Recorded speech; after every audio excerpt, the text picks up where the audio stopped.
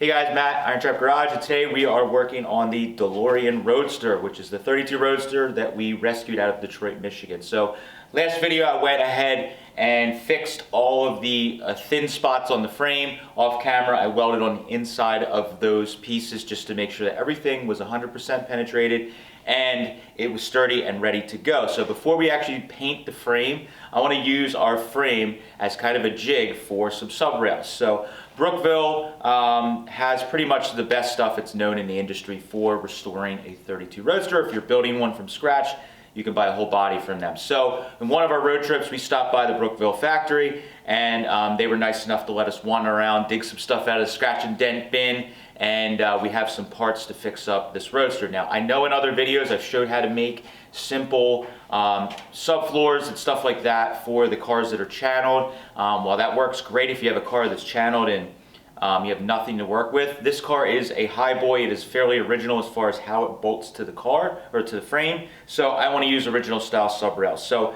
this is something that they stamp. I can't really make this from scratch, or if I did, it would take me way too long. So I got their Subrails here, the main pieces. They're made out of numerous pieces here. I have the side rails here, I have some cross braces. We're going to be, again, using the frame as a jig. So I'm going to show you guys putting this together, and in the next couple of videos we're going to start fixing this body up and getting it back in shape.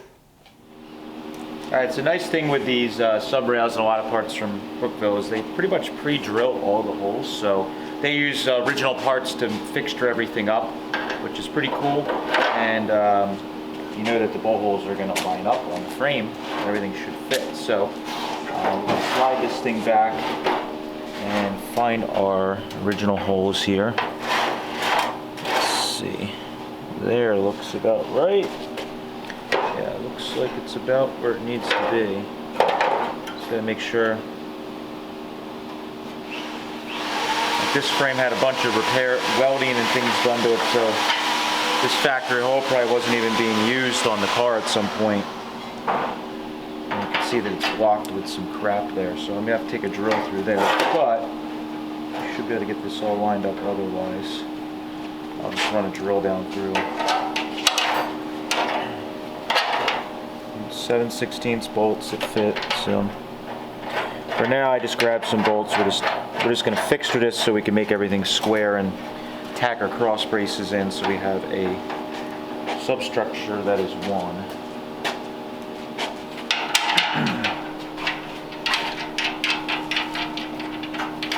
And it's pretty important that you're using the correct size bolts here when you're doing this, because if you put like 1/2-inch bolts or something in, could be, 3/8 bolts in, you're gonna have a problem, because it's gonna have all kinds of slop in it. So these center ones, we'll actually have our cross braces, we'll sit over them. We actually use longer bolts. Don't think this one needs to be drilled out, but this one definitely does.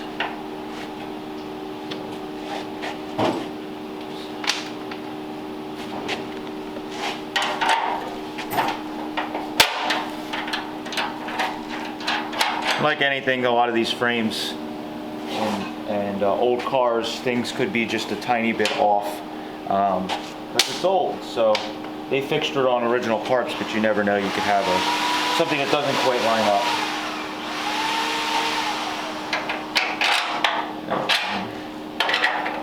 And that one has some weld in them, so we'll drill those out.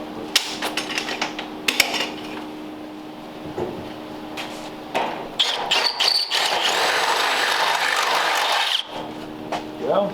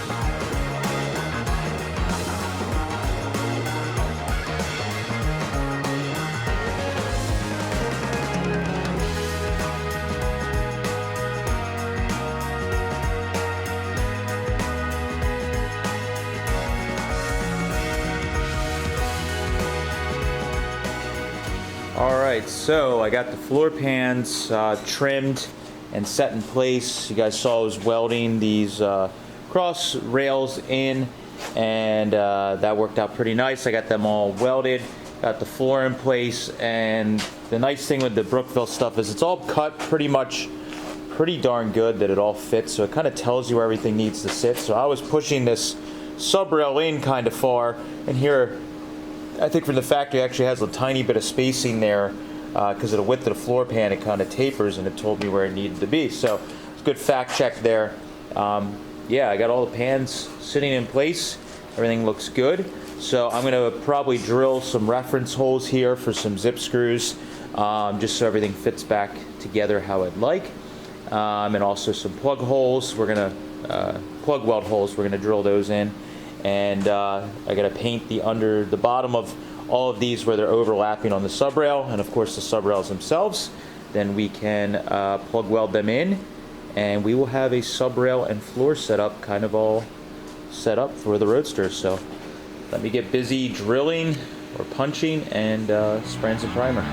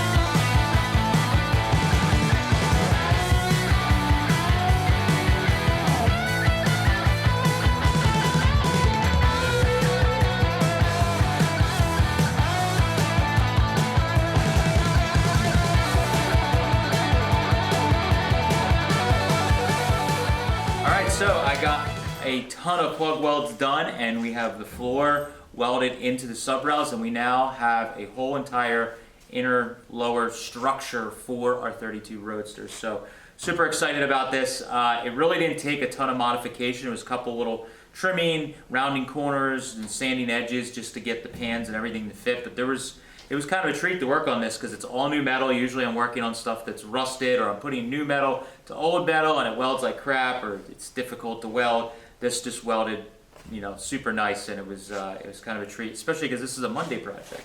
So now that I got these sub rails and the floor pans all welded together, they are bolted to our fixture, aka our frame, and we know that everything should fit really well. So now I'm hoping in the next video to bring the body down, cut all the old junky inner structure out, clean everything up, and just literally slide the outer shell down over this and weld this to the shell, and we will have a nice solid Roadster by the end of that video. At least the body will be fixtured to a substructure, which will be really exciting. So big things are happening with this car. I have a pretty aggressive goal to get the frame painted and maybe even make this a roller by winter.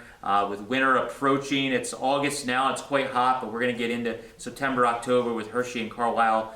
Things aren't as productive, and then it's going to start getting cold. So I want to get the frame painted, which I need to get this body and floor welded together before I could start painting things up. So moving right along, hopefully we'll have this thing down on all 4 wheels again, all painted up really soon. So thank you guys for following along. Hopefully this video, if you're doing one of these sub rails and floors for a 32 Roadster, hopefully it helps you. Thanks guys, catch you later.